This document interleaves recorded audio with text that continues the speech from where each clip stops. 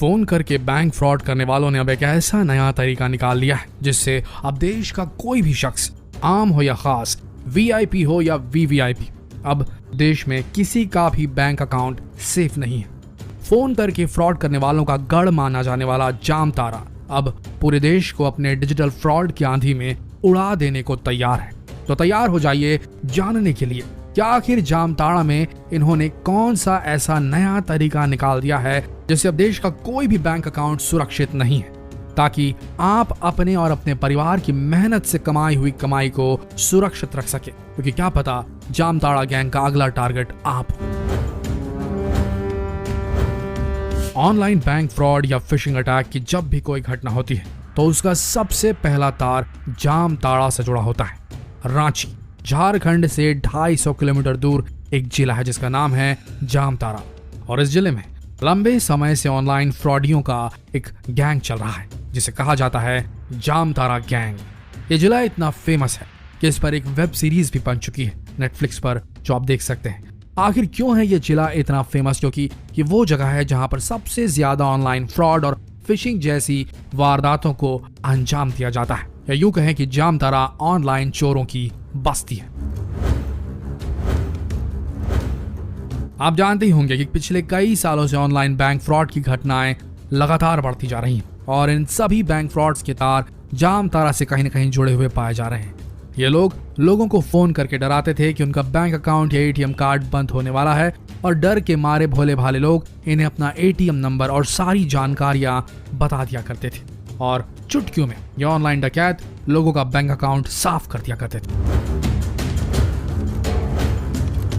लेकिन जैसे जैसे ये घटनाएं बढ़ी, लोगों को इस फ्रॉड के बारे में पता चलने लगा और अब उनका ये तरीका पुराना हो गया।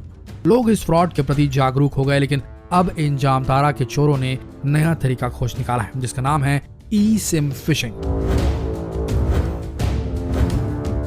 और ये जामताड़ा के चोरों का एक ऐसा नया तरीका है जिससे ये आपके बैंक अकाउंट को पूरी तरीके से खाली कर सकते हैं। इस फ्रॉड को समझने से पहले आप ये समझ लीजिए कि आखिर ये ई सिम है क्या भला। दोस्तों, एक सिम होती है जिसे हम मोबाइल दुकान से खरीद कर अपने मोबाइल में लगाते हैं, इसे रियल सिम कहा जाता है। और एक दूसरे किस्म का सिम होता है जिसे ई सिम कहा जाता है, जो एक चिप की तरह होता है और ये फोन में पहले से ही इनबिल्ट होता है, लगा हुआ आता है। यह सिम पूरी तरीके से रीराइटेबल होता है, जिसका सीधा मतलब यह है कि आप एक फोन कॉल करके ही अपने ऑपरेटर को बदल सकते हैं। जैसे कि अगर आप जियो इस्तेमाल कर रहे हैं और अगर आपको एयरटेल की सर्विसेज चाहिए तो आप फोन कॉल के जरिए या एक ईमेल भेजकर अपने ऑपरेटर को तत्काल बदल सकते हैं। देखा जाए तो आज के समय में ज्यादातर मोबाइल्स, स्मार्ट वॉचेस ई सिम से लैस हैं, और अब आप समझ ही गए होंगे कि ई सिम नॉर्मल सिम से किस तरह अलग होता है। आइए अब जानते हैं कि ये ऑनलाइन डकैत किस तरीके से ई सिम के जरिए लोगों को चूना लगा रहे हैं। दोस्तों, इन साइबर क्रिमिनल्स का सबसे पहला टारगेट यही होता है कि वो किसी तरह से आपके मोबाइल नंबर को अपने पास ट्रांसफर कर ले, यानी कि सबसे पहले ये लोग आपका मोबाइल नंबर चुराते हैं। और इस काम को अंजाम देने के लिए इनका सबसे पहला स्टेप होता है कुछ फोन नंबर्स को तलाशना, जिसके लिए ये फोन डायरेक्टरी की मदद लेते हैं। उसके बाद ये कुछ मोबाइल नंबर्स को चुनते हैं और उन मोबाइल नंबर से सभी बैंक वेबसाइट में लॉगिन करने की कोशिश करते हैं। लॉगिन करने के वक्त अगर कोई भी मोबाइल नंबर ओटीपी मांगता है तो समझ लीजिए उन्हें उनका शिकार मिल गया।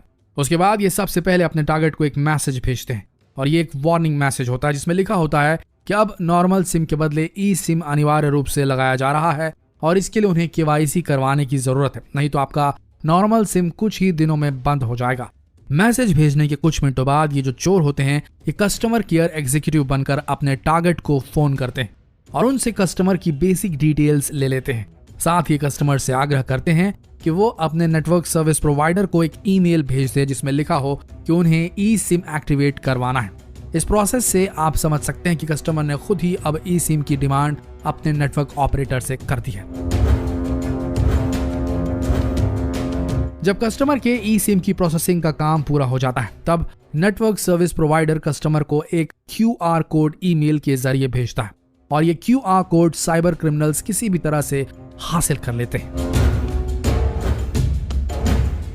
जब ये क्रिमिनल्स उस QR कोड को हासिल कर लेते हैं तब ये अपनी ई सिम वाले फोन पर आपका नंबर एक्टिवेट कर लेते हैं। अब इससे होता यह है कि आपका नंबर अब वो क्रिमिनल इस्तेमाल कर रहे हैं और कुछ ही दिन में आपका फिजिकल सिम कार्ड डीएक्टिवेट हो जाता है। अब जब क्रिमिनल्स के पास आपका फोन नंबर एक्टिवेट हो गया है, तब ये इस फोन नंबर से जुड़े जितने भी बैंक अकाउंट से उन्हें स्कैन कर लेते हैं और उसके बाद जहां पर भी एटीएम पिन की जरूरत नहीं होती है, वहां ये आपके मोबाइल नंबर के जरिए ओटीपी के द्वारा आपके बैंक अकाउंट को साफ करते चले जाते हैं। हाल ही में फरीदाबाद पुलिस ने 5 लोगों को ई सिम फिशिंग के मामले में अरेस्ट किया है, जिनमें से 4 जामताड़ा के हैं और इन अपराधियों ने कबूला है कि उन्होंने अब तक 300 से ज्यादा बैंक अकाउंट को साफ किया है। लेकिन सबसे बड़ा सवाल ये उठता है कि आखिर इस फ्रॉड से कैसे बचे।